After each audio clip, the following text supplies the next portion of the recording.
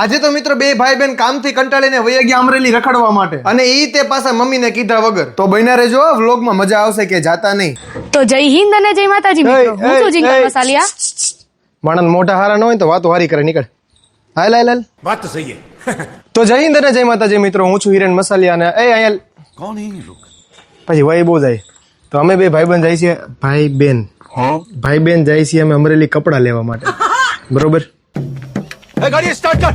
તો સૌથી પહેલા મમ્મીને કીધા વગર નીકળી ગયા ગાડી બાજુ. અને એક તો અમારા મોટા બેન જે એટલા ટાઢા છે ને કે એની વાત જવા દો. અને પછી તો શું હોય મિત્રો, ગાડી કાઢી અને ભમ નીકળી ગયા તમારા અમરેલી બાજુ. અને અમરેલી જતા જતા સરસ મજાના ગણપતિ દાદાના દર્શન કરી લીધા અને ફટાફટ પહોંચી ગયા અમરેલીમાં. હવે તમને બધાને મગજમાં ઈ થતું હોય છે કે હિરેનભાઈ અમરેલી આવ્યા છે શું લેવા. હું હેને હું લગન હાટુ કપડા લેવા આવ્યો. તો સાચું કહું ને તો તમે કોઈ મમ્મી ન કહેતા હો. અને પછી તો મિત્રો ગાડી નાખી અમરેલીની હાકડી બજારમાં હો. તો એ બજારમાં મેં ગાડી નાખી ને તો દીદી મને કે હિરેન રહેવા દે, બહુ હાકડી બજાર છે, ગાડી નહીં નીકળે. મેં કીધું ભાઈ શાંતિ રેખ, તું જો તો ખરી ડ્રાઈવર કોણ છે. ઈ તો જો મારા કલેજા હિરેન મસાલિયા પોતે ગાડી હાકે છે, ભલા મને નો હું નીકળે, ખેમ હમણાં કાઢ દઉં. તો સૌથી પહેલા આવી ગયા આપણે એક કાપડની દુકાનમાં, જ્યાંથી આપણે એક પેન્ટનું કાપડ લેવાનું હતું. પછી તો ફટાફટ કાપડ લઈને આવી ગયા દરજી પાસે માપ દેવા માટે. અને પછી મને સેજ એવી ભૂખે લાગી હતી એટલે હારવાર મેં જામફળી ઉપાડી લીધું. મેં કીધું સેજ કટક બટક કર્યા રાખીશ, બીજું તો હું. હવે પેન્ટનું તો સેટિંગ થઈ ગયું હતું પણ કુર્તાનું સેટિંગ નહોતું થયું એટલે હું અને દીદી વહી ગયા કુર્તાની દુકાનમાં. અને ગદની ત્યાં જઈને ખબર પડી કે આ કુર્તાની દુકાન નથી, અહીંયા ચણિયા ચોળી મળે છે. ત્યાં તો દીદી રાજી થઈને બોલી કે હિરેન મને ચણિયા ચોળી લઈ દે ને. મેં કીધું મોર થાય ઉપાડી.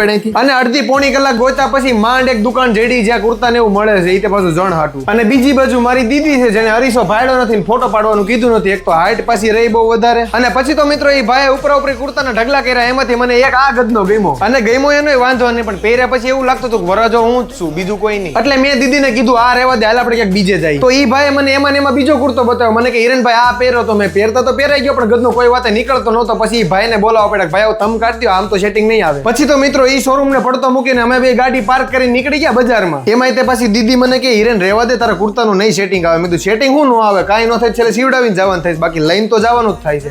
પછી અમે બે ભાઈ બેન આ શોરૂમમાં આવી ગયા પણ અહીંયા સાદા કુર્તા હતા, મસાલાવાળા હતા નહીં. મારે જોતા હતા મસાલાવાળા એટલે માથે કોટી હતી પણ મને કોટી ગમતી નહોતી. એટલે મેં કીધું એક કામ કરો, આપણે છે ને હવે છે ને સીવડાવી જ લઈ, બાકી આપણો કોઈ ઉદ્ધાર જ નથી અહીંયા. અને થાયકા પાયકા ત્યાંથી બહાર નીકળ્યા પછી દીદી કે હિરેન કઈક ભૂખ લાગી છે, હાલ ને પાણીપુરી ખવડાય ને. મેં કીધું તું ખાઈ લે, મારે નથી ખાવી. મેં કીધું આપણે રહ્યા દેશી માણા, આપણને બાણાપુરા ન ફાવે, આપણને લસ્સી આપો એક નંબર. ઠંડી લસ્સી પીને બે ભાઈ બેન નીકળી ગયા સીધા કાપડવાળાની દુકાને કાપડ લેવા માટે. અને એ દુકાને જઈને માંડ કરીને એક કાપડ ગમ્યું, એ ફાઇનલ રાખ્યું. પછી તો મેં કીધું કાંઈ નહીં, તો આ બીજું તો શું કરવું હે. પછી તો કાપડ બાપડ લઈને આવી ગયા સીધા આપણા મિત્ર પાસે. અને બીજી બાજુ આ જનાવર છે જેને ખાવા સિવાય કઈ ધંધો નથી. તો ફાઇનલી મિત્રો આજનો દિવસ બી થઈ ગયો છે પૂરો. તો કાલે ફરી મળીએ નવા બ્લોગ સાથે, નવી મોજ મસ્તી સાથે. ત્યાં સુધી લાઈક કરો, ફોલો કરો અને શેર કરો. અને હા, મારી YouTube ચેનલને સબસ્ક્રાઇબ કરવાનું ન ભૂલતા હો.